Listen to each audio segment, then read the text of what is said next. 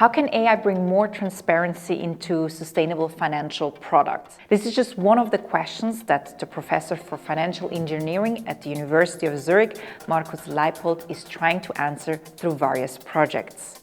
You're also involved in a project called ClimateBird, which uses AI to assess climate-related corporate disclosures, increasing transparency. So how does that work?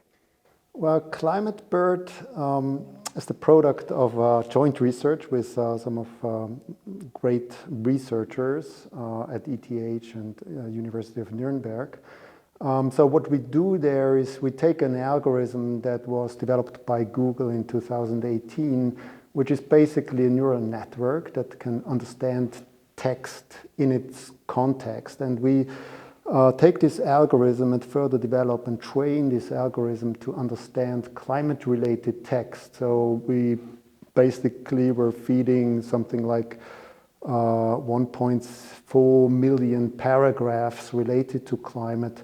And by training this network, we are able to ask very interesting questions regarding the disclosure of climate-related risks by companies. So you've been examining over 800 companies that support the Task Force on Climate-Related Financial Disclosures, also known as TCFD, and you concluded that what they're doing is mostly cheap talk. Yeah, so basically we wrote 2 articles using ClimateBird, and what we did, we analyzed annual reports, because I think that's a more important medium to analyze, because these are legal documents compared to TCFD reports, where companies can basically write a little bit whatever they want. So we looked at whether companies are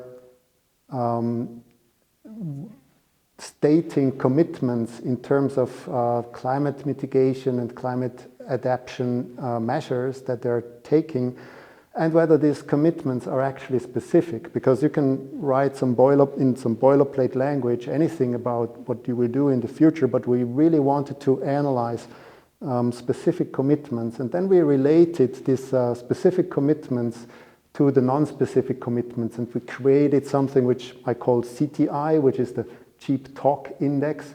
And we saw that over the years, and especially after the Paris Agreement, the Cheap Talk Index has been on the rise. So companies tend to write more about climate, but not necessarily in a very informative way for investors, so they can really grasp the exposure of the companies to climate risk.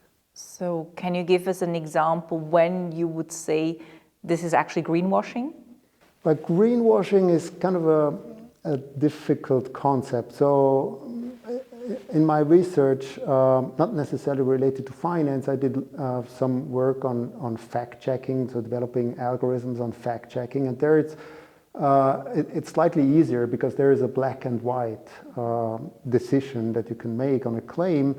But in greenwashing, there are many shades of green, and there's now the FINMA, who has released a couple of examples on what they consider as greenwashing. And it's probably good to, as time goes by, we get a better feeling of what greenwashing really is. And this is actually the next goal then of this research project with ClimateBird, that we develop also algorithms that deal with greenwashing detection. And coming back to TCFD disclosures, how could these be improved? Don't get me wrong. So basically, I'm a capitalist by tooth and claw, but when markets fail, what is actually needed is government intervention. And from my experience and from my work as an academic, I must conclude that what is needed is that we need to transfer these TCFD reporting requirements into a regulatory framework. And that's still not enough. I think that the content of the TCFD TCFD reporting needs to be putting more focus on the reporting of metrics and targets, because in the end, this is what counts for our climate and for the transition into a more sustainable economy. So you ask for the government to step in, for regulators to establish standards. What is being done in this regard?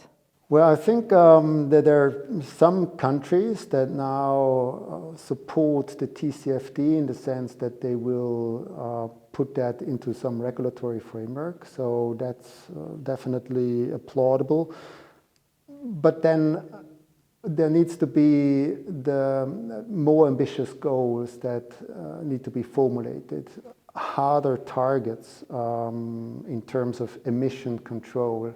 And when you look at what is said in the Paris Agreement in this Article 2.1c about where climate finance can contribute to the transition, I think most countries are actually lacking, there's a big gap between fulfilling these requirements, and this also holds for Switzerland, so much more needs to be done. And how are you now with your projects maybe helping? I don't know if you're involved in a collaboration with the government. Currently, I'm not involved with a cooperation with the government, but what we do is we try to provide instruments also for regulators, for instance, by, for instance, ClimateBird. So this is an algorithm which is downloadable at no cost and can be further trained to ask important questions that are needed in order to provide transparency into the sustainable finance world. So Switzerland is aiming at becoming a center for sustainable finance. Why would Switzerland be the ideal place for it? So I think there are three parties involved, which is the government, the financial industry, and academia. And sustainable finance consists of two words, sustainability and finance. Switzerland has a long tradition in finance, so therefore I think the prerequisites for becoming a leader in sustainable finance, they're all there. The academic world has a very strong reputation in terms of finance through the Swiss Finance Institute.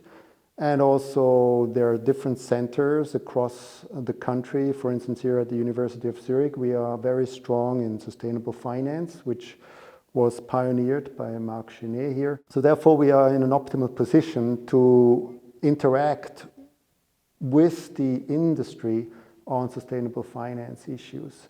And the finance industry also has put a lot of emphasis on sustainability. However, I think that we still need to be a little bit more ambitious in defining our goals for the future and to ensure a sustainable development. Markus Leipold, thank you very much. Thank you for having me.